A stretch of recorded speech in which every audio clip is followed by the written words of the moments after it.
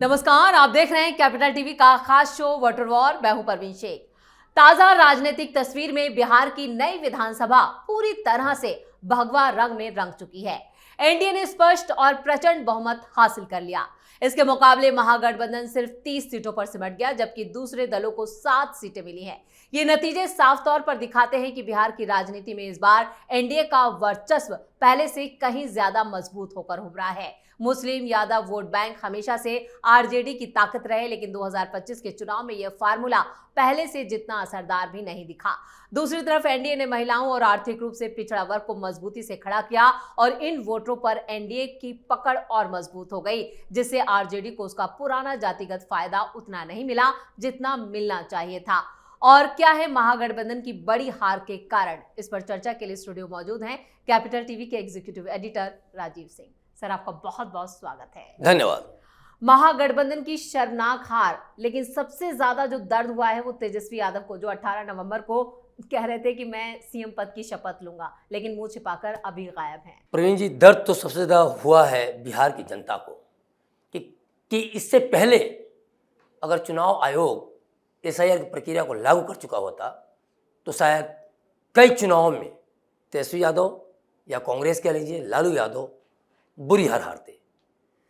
आप सोचिए कि ये बिहार की राजनीति करते हैं, सो कॉल्ड कहें, सो कॉल्ड राजनीति कहना सही होगा, और बांग्लादेशियों के माध्यम से ये सीटें हासिल करते रहे। घुसपैठियों को लाकर ये चाहते रहे कि मुस्लिमों की राजनीति करें और उन घुसपैठियों के माध्यम से मुस्लिम राजनीति को हवा करके दे करके और बीजेपी का खौफ दिखा करके हम वोट यूं ही हासिल करते रहे।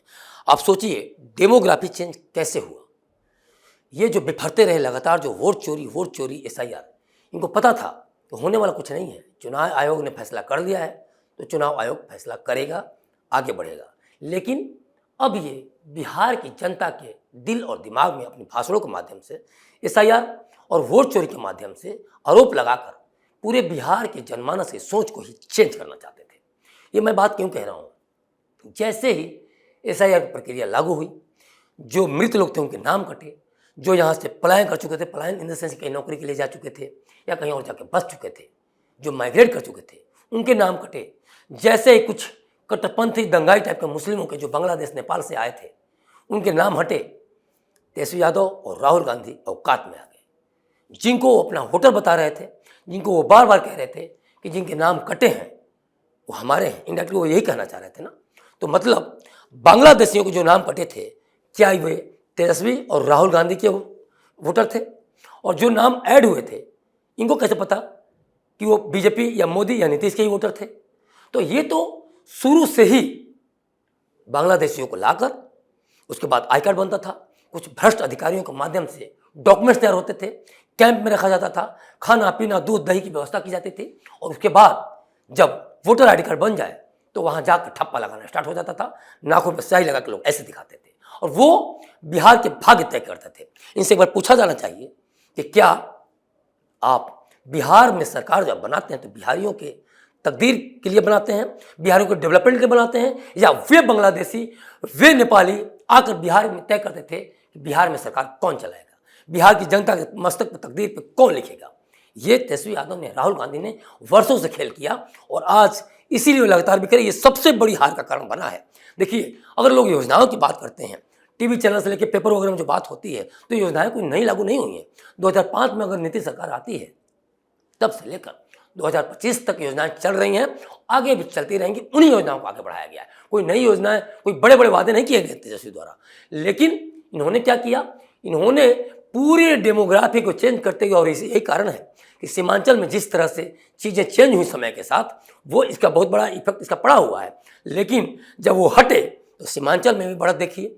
आप मगध और शाहबाद के रीजन में जिन मुस्लिमों ने अपने आप को एक तरह से कट्टरपंथी मुस्लिम कहें, जो बाहर के लिए जो चीज़ों को चेंज किया, जब उन सबों को हटाया गया तो परिणाम एनडीए के पक्ष में आता हुआ दिखाई दिया। मतलब पूरे बिहार में देखा जाए तो अचानक कैसे चेंज हो गया?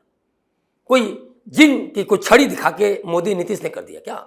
या फिर चुनाव से 2 दिन पहले 4 दिन पहले कुछ ऐसा कर दिया? 10,000 जो रुपए की बात हो रही है, जिसको लोग लेके कह रहे हैं, महिलाएं क्या पहली बार निकली हैं क्या 10,000 रुपये को लेके? और क्या कोई भी 10,000 रुपया को लेके कोई वोट दे देगा? तो इन्होंने भी तो कहा ही था तेजस्वी यादव ने कि हम आएंगे तो 30,000 रुपये जीविका दीदियों को कर देंगे, हम किसी को परमानेंट कर देंगे, किसी को हम हर परिवार को नौकरी देंगे। उन पर क्यों नहीं विश्वास किया गया? बात है नीयत की, बात है विश्वास की, जो तेजस्वी यादव पे नहीं विश्वास हो पाया बिहारियों को।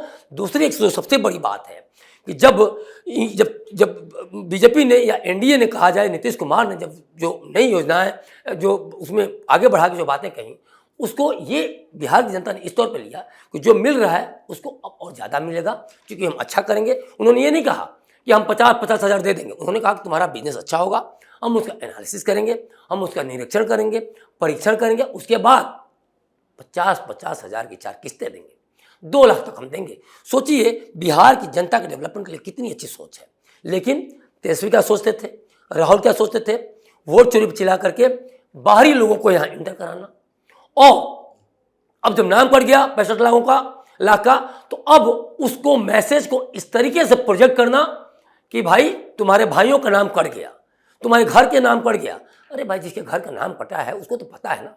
और हर घर में जब आप नौकरी की बात करते हैं तो क्या ये हर घर का बिहारी ऐसा नहीं सोचता है, हमारे यहाँ कटा नहीं, तुम्हारे यहाँ कटा नहीं, तुम्हारे यहाँ कटा नहीं, आपस में बात नहीं करते होंगे? तो क्या राहुल का पर्दाफाश नहीं होता होगा, तेजस्वी का पर्दाफाश नहीं होता होगा? बीच में तेजस्वी को लगा कि नहीं, वोट चोरी वाला जो मैटर है, जो एसआईआर का मैटर है, राहुल गांधी ने यूं ही बयां कर दिया और इसके बाद वो पीछे हटे भी। लेकिन जब देखे कि माहौल तो बहुत ही उल्टा है, तो फिर से उन्होंने एक व्यापक, कहा जाए, चोरी का दृष्टिकोण अपनाते हुए, वोट चोरी का दृष्टिकोण अपनाते हुए, सोच को डेवलप करते हुए फिर से वोट चोरी और एसआईआर जैसे, आप पूरे ट्विटर पर राजद से देख लीजिए, लगातार धमकी भरे सब। मुकेश सहनी का देख लीजिए कि हम आग लगा देंगे चैनलों में, गोली मार देंगे। चलिए, ये तो हमने देखा ही, लेकिन अब चुनाव नतीजे आ चुके हैं। लेकिन जिस तरह से सन्नाटा महागठबंधन में पसरा है और कांग्रेस के नेता मुंह छिपाकर बैठ गए हैं, वो क्या दर्शा रहा है? क्या अब इस्तीफों की झड़ी लगेगी? क्यों इतनी बेचैनी है महागठबंधन के अंदर, खासतौर से आरजेडी के अंदर? तेजस्वी यादव सामने नहीं आ रहे, उनके नेतृत्व पर सवाल खड़े हो रहे हैं, उसका जवाब नहीं दिया जा रहा है, तो ये क्या दर्शा रहा है? देखिए, बड़ा अच्छा सवाल है आपका। और रात भर दंगल चला है, मारपीट चली है, तू मैं चला है, तुम्हारे चलते मैं हारा, तुम्हारे चलते जंगल राज से तुम्हारे पिताजी का चेहरा चस्पा हो गया, इस चलते मैं हारा। क्योंकि कांग्रेस के राहुल राजा जो हैं वो कभी पचा नहीं पा रहे हैं हार। और ये इसी चलते बंद कमरे में, समझ लीजिए, पूरे बिहार में विपक्ष में जम के मार हुई है, जम के जूतर बाजार हुए हैं, एक दूसरे को खूब दोषारोपण हुआ है। और मामला तो अब यहाँ तक सुनने में आ रहा है कि बड़े से बड़े इस्तीफे होंगे, बड़े बड़े विकेट गिरेंगे। और जो सबसे बड़ी बात मैं बता दूं, इसमें राजद में बड़ी टूट भी देखने को मिल सकती है। और तेजस्वी को लेकर भी ये बहुत ज़्यादा कहा जा रहा है कि जो वरिष्ठ नेता हैं वो हमलावर होंगे और तेजस्वी के नेतृत्व को इतना जल्दी अब एक्सेप्ट नहीं करने वाले हैं। 5 साल तो वैसे भी एक तरह से तेजस्वी यादव किनारे ही हो गए हैं, तो उनको पार्टी को और फिर से खड़ा करने, मजबूत करने के लिए काम करना होगा। लेकिन अब इतना आसान नहीं, क्योंकि राजद से बड़े इस्तीफों की का एक झड़ी तो लगेगी ही। सारे के सारे बड़े नेता मांग के चले, जिस तरह पहले भी विरोध कर रहे थे, अब्दुल बारी सिद्दीकी वर्ग नाम आ रहा था, या फिर जिस तरह तेज प्रताप बाहर हुए, तो अब इस सारी चीज़ों को देख के बड़ा होगा कि तेजस्वी यादव तो परिवार को नहीं वो एकजुट कर पाए। तो बिहार को आपने जब सोचा लालू यादव पर भी सवाल उठेंगे, तो आपने गलत सोचा। हालांकि लालू यादव को देखा जाए तो अपने आप को इसमें बचाते हुए चलेंगे कि भाई जब मैं था तो सब कुछ ठीक था, मेरे सिंबल को तो तेजस्वी ने छीन लिया। तो मामला उठेगा, मामला बहुत ही बदतर होने वाला है। और जो इनको डर चूंकि पहले से था हारने का, तो जिस तरह से धमकी दे रहे थे, तो उस धमकी के बीच में समझ के चलिए कि बौखलाहट बहुत बड़ी हुई है और आगे आने वाले समय में बहुत कुछ और भी देखने को मिल सकता है, जिस तरह से आधी रात देखने को मिला। बिल्कुल, लेकिन कांग्रेस की स्थिति क्या और नाजुक होगी बिहार में, या बिहार में कांग्रेस बिल्कुल ही खत्म हो जाएगी? देखिए, राहुल गांधी 100 के करीब चुनाव हार चुके हैं 12-13 साल में। अब मुझे नहीं लगता है कि अब इससे ज़्यादा बुरी हार क्या हारेंगे, क्या बचा है। 1-2 सीटें, मतलब इतनी बुरी स्थिति है कि शुरू से ही कांग्रेस और कुछ बढ़त बना रहे थे, आगे पीछे हो रहे थे लेकिन कांग्रेस शुरू से ही मिट्टी पलीत थी।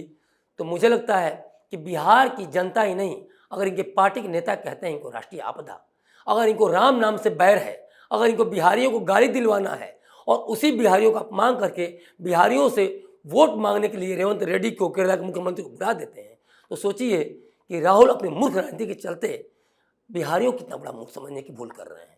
लेकिन उस बिहारी ने बता दिया कि उनको ऐसे ही इंटेलिजेंट, जीनियस या इंडोजीनियस नहीं कहा जाता है। उनको पता है कि राजनीति कैसे की जानी चाहिए। और एक बार राहुल को भी सोचना चाहिए कि बिहार के लोगों से, बिहार की धरती से राजनीति को कैसे वे सीख सकते हैं, कैसे कांग्रेस को फिर से एक बार उबार सकते हैं। तो तय मानिए कि अब इससे ज़्यादा कुछ बचा ही नहीं है कि राहुल की मिट्टी पलीद हो। तो अब बस मार धाड़ और इस्तीफा अब यही होना है। अब यही कुछ दिन तक आगे देखने को मिलेगा और बहुत बुरा देखने को मिलेगा। चलिए राजीव सर, इस तमाम जानकारी के लिए और सटीक विश्लेषण के लिए आपका बहुत बहुत धन्यवाद। धन्यवाद। तो आरजेडी ने प्रचार में वोटों की हेराफेरी और वोट चोरी जैसे मुद्दों को ज्यादा जोर दिया, लेकिन ये बात जनता में उतनी गहराई से नहीं पहुंची। आरजेडी शुरुआती चरणों में जमीन पर उतनी मेहनत भी नहीं कर पाई, जिसका नुकसान बाद में दिखा।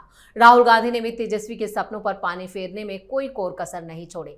यानी इन दोनों ही पार्टियों का जो हाल है वो इसके लिए जिम्मेदार इन दोनों नेता ही हैं। या कहें कि आरजेडी के लिए तेजस्वी तो कांग्रेस के लिए राहुल गांधी।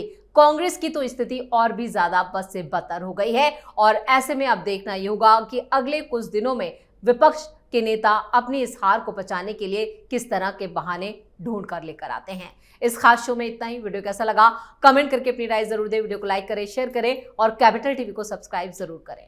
धन्यवाद।